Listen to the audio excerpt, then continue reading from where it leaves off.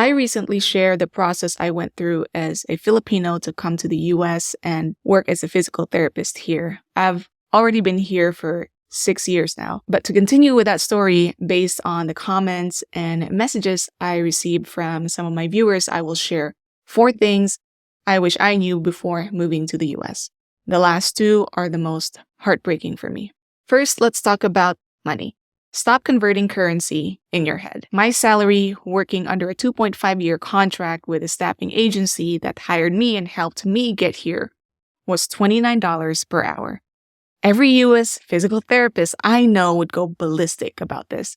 A rate like this is selling yourself short, but that was the business. The agency has to make money. And at the time I was preparing to move, $1 was around 50 Philippine pesos. And just to simplify, let's just say $1 is approximately 50 pesos. This means in a year, I earn $60,320. In Philippine pesos, that is 1,749,280 pesos. I'm a millionaire now, right? This may seem big to many people, especially to my past self.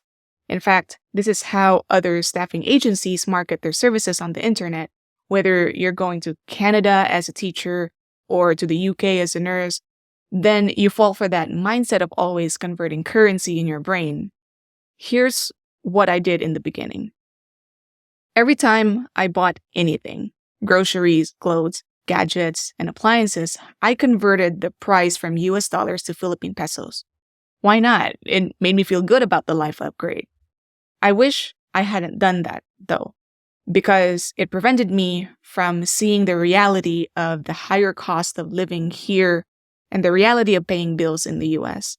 My first apartment was a 3rd-floor studio, and we paid $1,000 per month for it. The US is the land of the free, but it's also the land of insurance. There's health insurance, dental insurance, car insurance, renter's insurance, malpractice insurance. And taxes take away a lot of your hard-earned money too. There are federal and state income taxes as well as sales tax for almost anything you buy.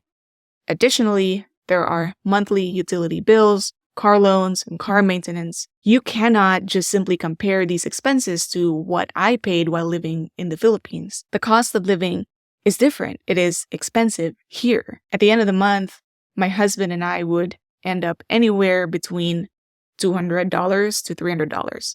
We didn't go out anywhere to travel at the time, but keep in mind, we just started our lives in this new country. The $200 to $300 left each month sometimes went to incidental expenses, like when we had to buy new dinnerware or cookware. Typical Filipino who has no idea how it is to live here in the US would normally convert that money to 10,000 to 15,000 pesos, which is a lot of cash, I know. For many people in my home country, that amount represents a whole month's salary. However, we were here by ourselves and family and relatives were far away. I constantly worried that if anything were to happen to us, a health emergency or a car disaster, we would not be able to cover those costs. We were always living on the edge. A blessing happened though. After our first 3 months in that apartment, I was reassigned to a different facility in a more rural area. Then we moved to a cheaper apartment that costs only $450 a month. My husband and I started to feel some financial security. We were able to enjoy life a little and began investing on other important things for us, even paying for my transitional doctorate degree in physical therapy without a loan. I have been out of that contract for several years now, and I have learned so much more than I did back then. Those first 3 months was a scary situation, which brings me to the next one. I wish I hadn't bought a brand new car. The first car I purchased was a brand new blue 2018 Subaru Crosstrek. Cars are one of the biggest purchases you can make that loses its value over time. The moment you leave the dealership with your shiny new car, it already loses hundreds, if not thousands of dollars. But you still need to get one. In many places in the US, a car is a necessity. I am not against people buying new cars, especially if you have ample money at your disposal, but given our financial situation at the time, especially with no credit history, our interest rates were higher. My husband and I were not in an ideal situation to make that purchase. My first US employer pushed us to get a brand new car. I remember asking one of our advisors about my plan to buy a cheaper used car, but I received a negative response. I am not exactly sure what they gain from having us loan new cars. Maybe it makes good pictures for marketing, I guess. But ultimately, it was my right to decide whether to get a brand new car or a used car. Had I known, I would have opted for a cheaper secondhand car, which would have been just fine. I learned from that lesson. My Subaru still runs perfectly. We had it refinanced, paid off the car loan in 3 years instead of 5, which saved us a lot of interest costs. When the time came for us to get a second car for my husband to use for school and work, I learned to research and negotiate for a good price. We bought not a second-hand, but a third-hand 2018 Nissan Kicks, which still runs perfectly well to this day. Now, speaking of my husband, we should have had a plan for my husband. This oversight took a great toll on my marriage. I came to the US with an H-1B visa or a working visa sponsored by my employer. My husband, who is also Filipino, came here with an H-4 visa.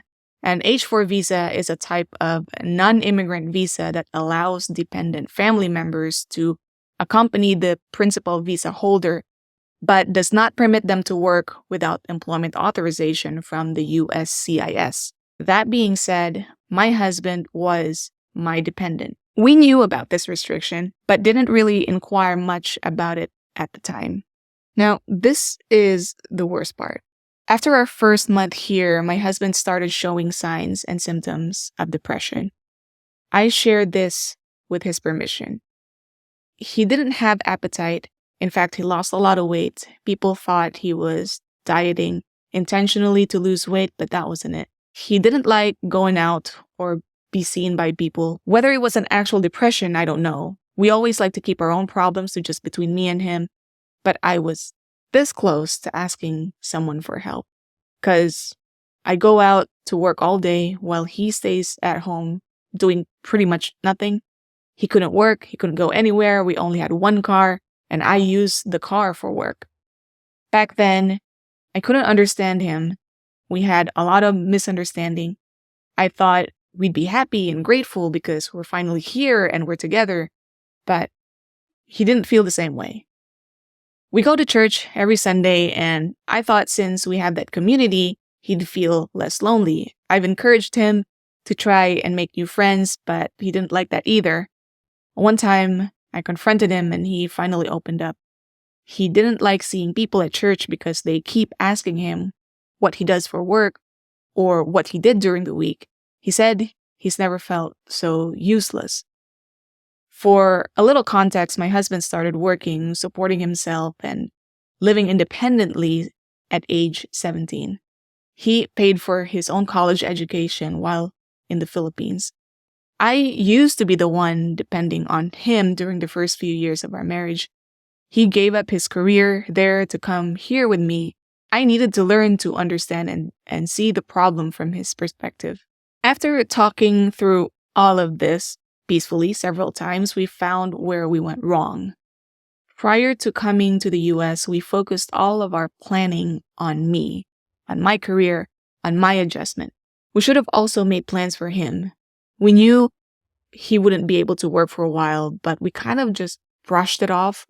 We could have talked about it more, and we might have gotten more mentally prepared for it. We could have planned for what things he could do while we wait for his employment authorization or our green card. Had we done that, we might have planned on how to get employment authorization maybe a little faster. Now, there's nothing we can do about that anymore except to face the problem together and move forward from there. After several discussions, my husband decided to change careers from business to healthcare. He went back to school, online at first.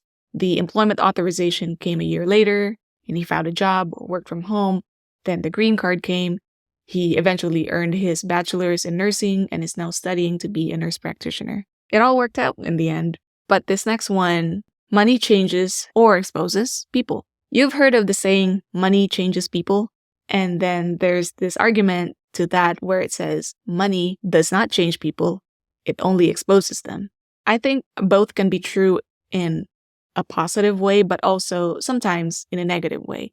However, I would like to add to the statement that having more money can also change or expose the people around you. I wished I knew this before coming to the US. I'm sure a lot of immigrants and also overseas Filipino workers can relate to this. Have you had a relative or a friend randomly message you, "Kamusta?" or "How are you?" only to suddenly ask you for money? Or they want to borrow money but don't pay back? Sometimes you get those from people you're not even close with. Then eventually you develop some kind of anxiety whenever you see new messages on your social media. Now, some of them are legit asking for help.